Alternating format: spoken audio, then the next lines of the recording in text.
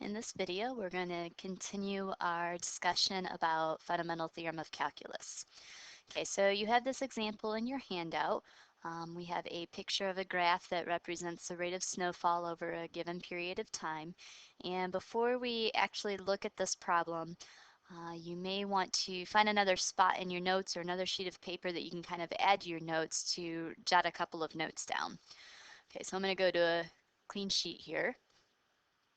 So we discussed yesterday in class that when we're looking at these integral functions, so here I have big F, which is equal to the integral from some constant up to x of little f of t dt. We discussed in class that by using fundamental theorem of calculus part 2, we're able to take derivatives of this function. Okay, so because we're able to take derivatives of this function, we also sort of discussed about how we can do all the function analysis stuff that we did back in chapter 3. So we can find where a function's increasing, where it's decreasing, relative mins and maxes, concavity, all that fun stuff from chapter 3. Okay, so if we are dealing with a function where maybe we don't have an equation, but instead we have like a picture of a graph, or we just have some sort of mystery generic function, we want to be able to go through and provide some sort of analysis or reasoning for why our answers are what they are. I don't know why this always does this every time I record, so there we go. All right, so here we are, we're looking at our function. Big F is equal to the integral function. And my first questions I want to provide reasoning for are where is the function increasing and where is it decreasing? Okay, so whenever we answer this question for every other function that we've dealt with, a function is always increasing when its derivative is positive. So the rationale for this, or the reason that you would have to give, or the justification that you would have to give, is when big F prime is greater than 0. And then you have to think to yourself, okay, what is big F prime? Well, big F prime is just going to be the derivative of this integral function. So big F prime positive, that means that big F prime, which happens to be the same thing as little f, has to be positive.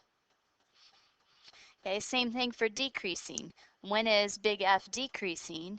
Well, it's decreasing when big F prime, which is the same thing as little f, is less than 0.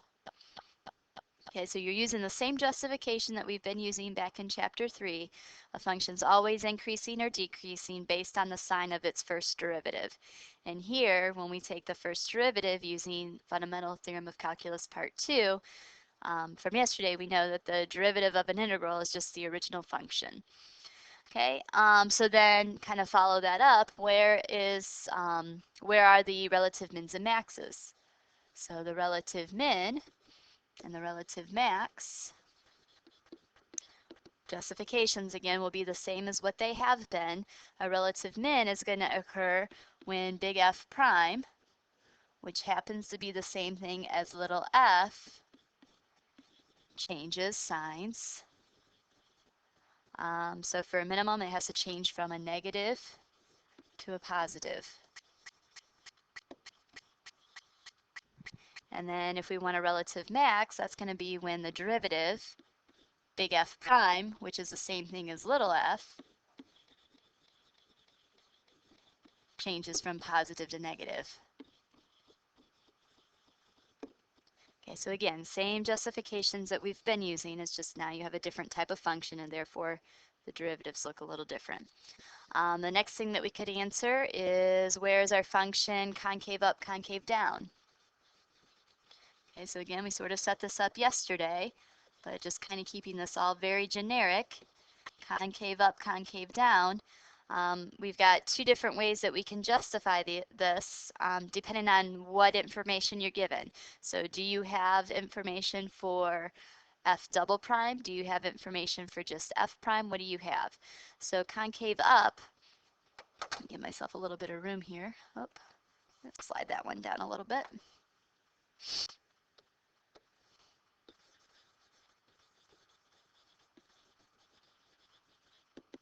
concave up, there are two ways that we could provide an answer here.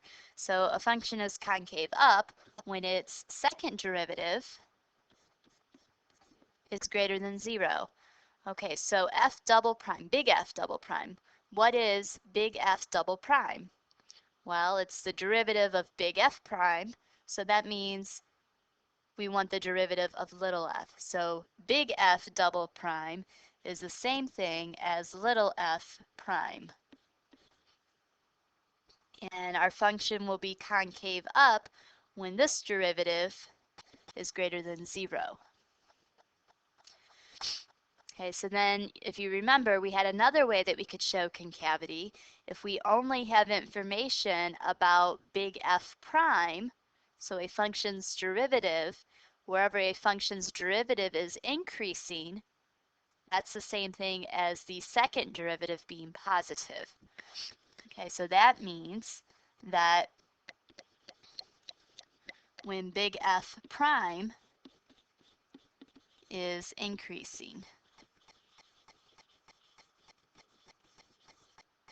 Okay, so remember those two things meant the same thing. So depending on what you were given in the problem, big F double prime, if it's positive, or big F prime is increasing, those are both justifications for concave up. And then we'll do the opposite for concave down. So concave down when big F double prime, which is the same thing as little f prime, is less than 0, or when big F prime is increasing. Oops, sorry, decreasing.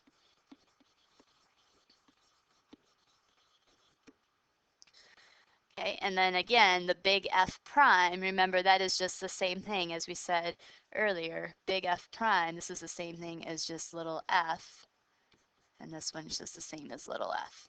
Okay, so depending on what they give you in the problem, that's how you'll answer. And then the final thing then that you'll have to be able to answer is points of inflection.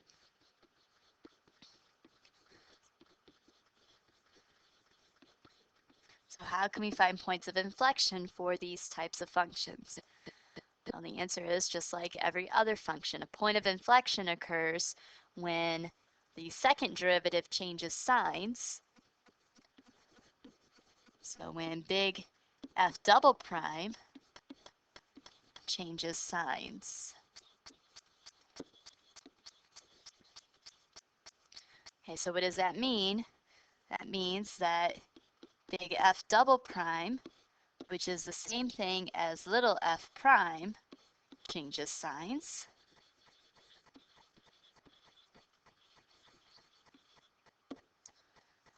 Or, again, similar to concave up, concave down, big F double prime will change signs at the same point where big F prime changes from increasing to decreasing, just like we were able to justify concave up, concave down.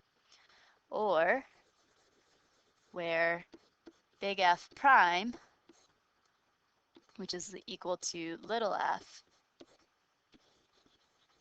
changes from increasing to decreasing, or vice versa.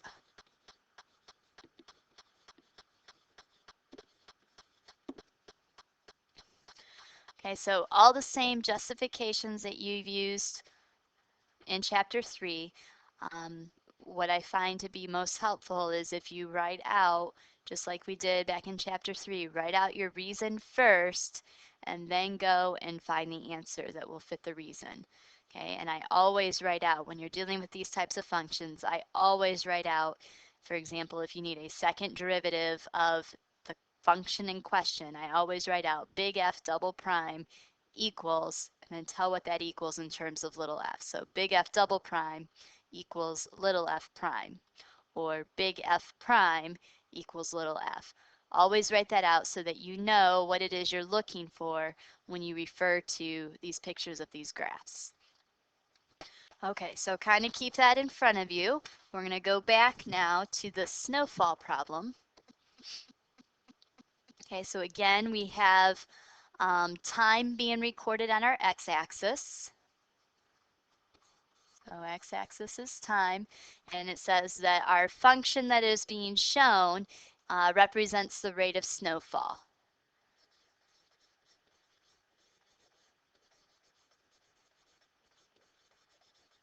And that is little f.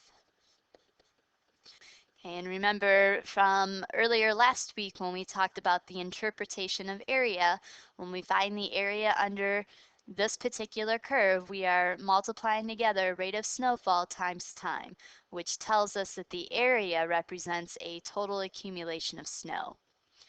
Okay, so when we look at this graph, up in the instructions, it tells us that, for example, when x is equal to 1, snow is falling at a rate of 3 inches per hour. Okay, so if we come here on the graph, when x is equal to 1, we come up here on the graph and we have this point 1, 3. So 3 represents the rate of snowfall. When we go to x equals 3, so this point right here, it is not snowing because the rate of snowfall is equal to 0. When we go to x equals 4, our rate of snowfall, well, there is no snow, it's melting, right? Because we have a negative rate, so that implies we have melting snow. So here's our ordered pair 4, comma, -4. Okay, and so on. So now we are told that our function that we're working with is big F is equal to the integral from 0 to x of little f of t dt.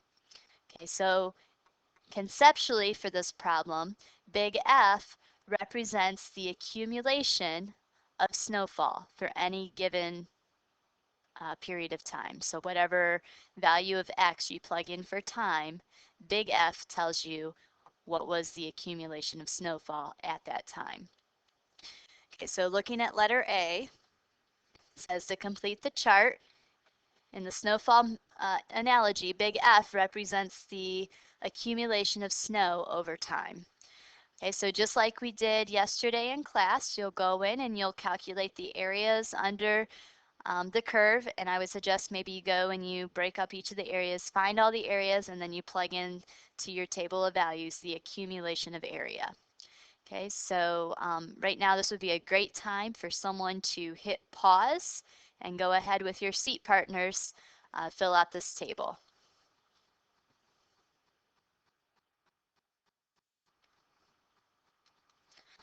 Okay, so you can go ahead and check your answers. I went first and I divided up the area under my graph. I divided it up into all of the separate subintervals, and I went ahead and I calculated each area using all my geometry formulas, and then I went and I completed the table. Okay, so to review from yesterday, when we are evaluating this function, if we take our x values right here and we plug those into our integral function, when I plug in 0, that means I am plugging in 0 into the upper limit. So I am taking the area accumulated from 0 to 0, and that's always equal to 0. Okay, then for my next one, I'm plugging in 1 for x. So when I plug in 1, I really want the accumulation of area from 0 to 1. So when I come up to my graph, I come up to this section right here, and my accumulation from 0 to 1 was equal to 2. And then when I plug in 2, I want my accumulation of area from 0 to 2. So now I want this first interval, which was 2, and then the next interval, which was 3. So that gives me an answer of 5. And you continue that through the rest of the table, accumulating your area. Remember, whenever you get to the areas that are below the x-axis, you're subtracting those off. So that represents when our snow is melting. And then whenever it's above the x-axis, those are positive. Okay, so now for part B, let's consider f prime, which is equal to the derivative of the integral function. If we take the derivative of an integral, what would you expect to happen? Well, we know from yesterday that big F prime is just equal to little f of x. Okay, so big F prime, which is the derivative of the integral function, is the same thing as f of x, which represents the rate of snowfall.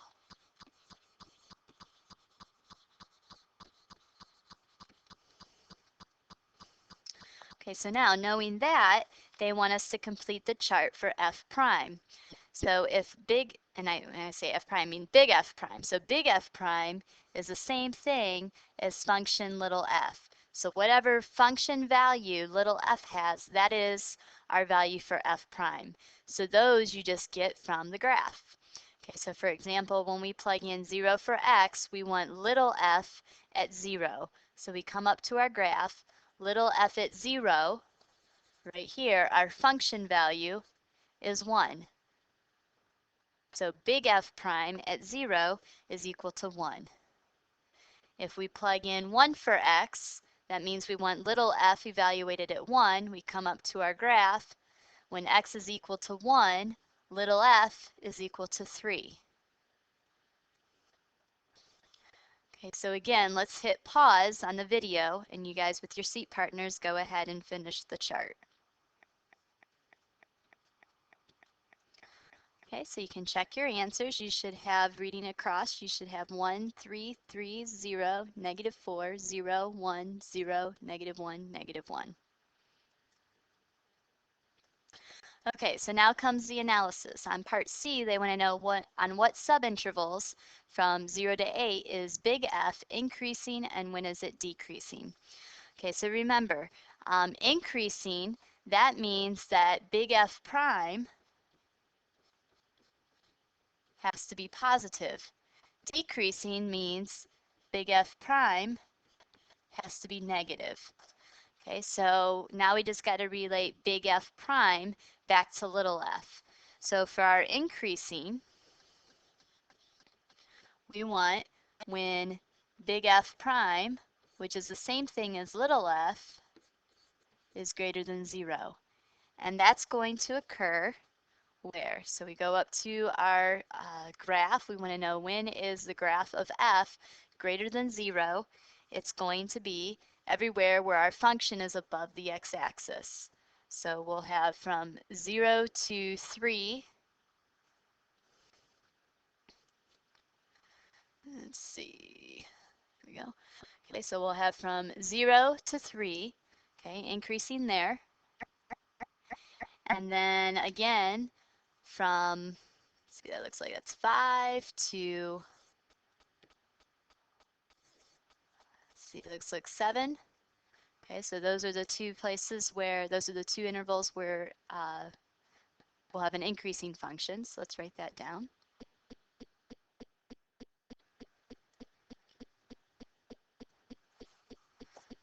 So we start closed at 0 up to 3, and then again from 5 up to, oh, that wasn't 7, that was 6.5. That was in between 2 points. Okay, and again, you could verify this with the table of values that we had constructed earlier. Now, again, you want to make sure you don't always rely on a table of values, of course. You want to actually look at the graph to help you confirm. Okay, so now for decreasing, decreasing will happen when big F prime, which is equal to little f, is less than 0. So now we want to look at the graph and find all the intervals where little f is below the x-axis. Okay, so when you look at the graph, you should get that the interval from 3 to 5 and the interval from 6.5 to 8, and we'll make that a closed bracket at 8, is where our function is below the x-axis. Okay, part D, where in the interval does big F achieve its minimum and maximum value? Okay, so again, minimums and maximums occur where you have a change in sign in F prime, so that's going to give you relative min and max. They are just asking you for the minimum and maximum, right? So there's no reference to relative. They want to know actually what are the biggest and what are the smallest. So your candidates will be endpoints and the relative mins and maxes. Okay, so let's go ahead and list our candidates first. So our candidates,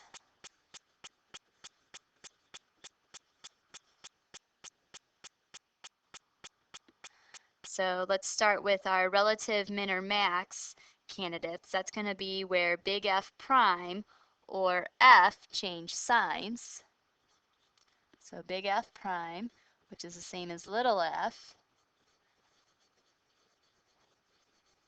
changes signs, and those occur when x is equal to 3, 6.5, and then also the endpoint values are candidates, so x is 0 or x is 8. Okay, so those are all of our candidates. So now we just have to go, and we have all of these values already. We just have to go and pick out the minimum and the maximum. Okay, so for our minimum value, if we go and we compare those values, so when x is equal to 3, 6.5, 0, and 8, the minimum value is when big F is equal to 0. So big F at 0 is equal to 0, and our maximum is going to be the biggest of those values, and the maximum occurs when x is equal to 3. So big F at 3, and that value was 6.5.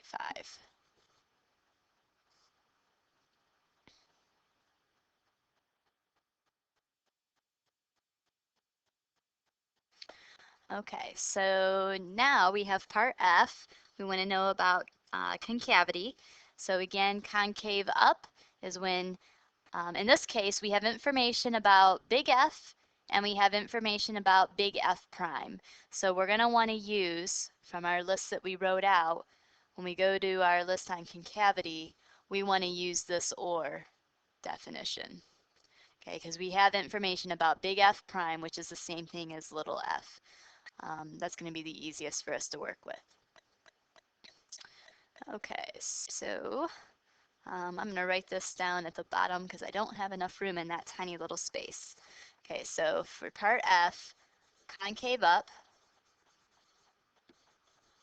this is going to occur when big F prime, which is equal to little f, is increasing, because that's the information we have to work with. We don't know anything really about big F double prime. And then concave down,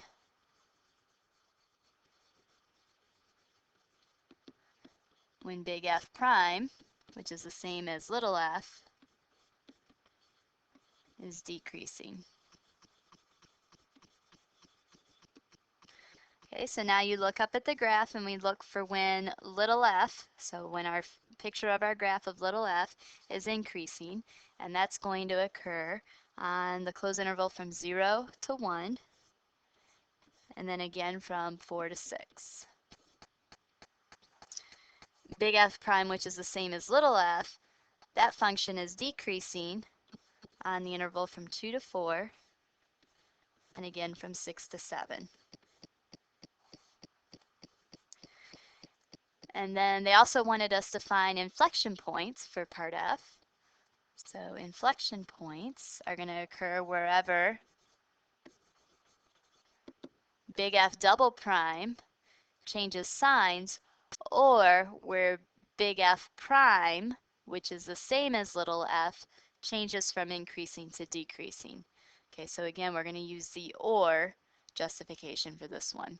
So this will occur when big F prime, which is the same as little f, changes from increasing to decreasing or decreasing to increasing. And the two values that this happens at is when x is equal to 4 and when x is equal to 6. Okay, so now using all of this information, we should be able to sketch a rough graph of big F. Okay, so the first thing you'll do is you'll go ahead and start with the function values that you found in part A, and then hopefully your function values will agree with your answers for increasing and decreasing. And then you'll add in the parts about concave up and concave down to get how you want your graph to bend. And then if you notice, we had a couple places where our graph was not concave up or concave down. So for example, from 1 to 2, little f was just a constant function. Okay, so that means in our big F graph, we should just see a straight line there. There'll be no concavity. And then that happened again from 7 to 8. That was just a constant function. So taking the antiderivative of that, big F should be another straight line graph. Okay, so go ahead and hit pause again, and then with your seat partners, go ahead and sketch the graph.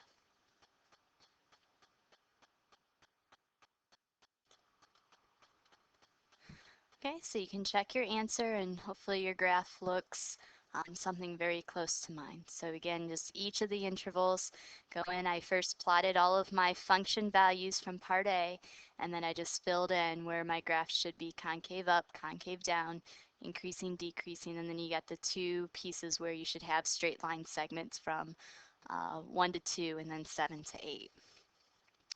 Okay, so if you go to the next page in your notes, you have this example 2.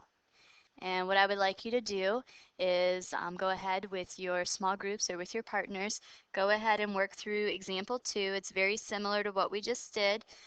Whatever you don't finish up, you'll take home, and then you'll also have a video that you'll be watching tonight for use substitution. So you'll finish this up, and then you have the video tonight, and you'll bring both of them back with you tomorrow. Okay, and we'll see you then.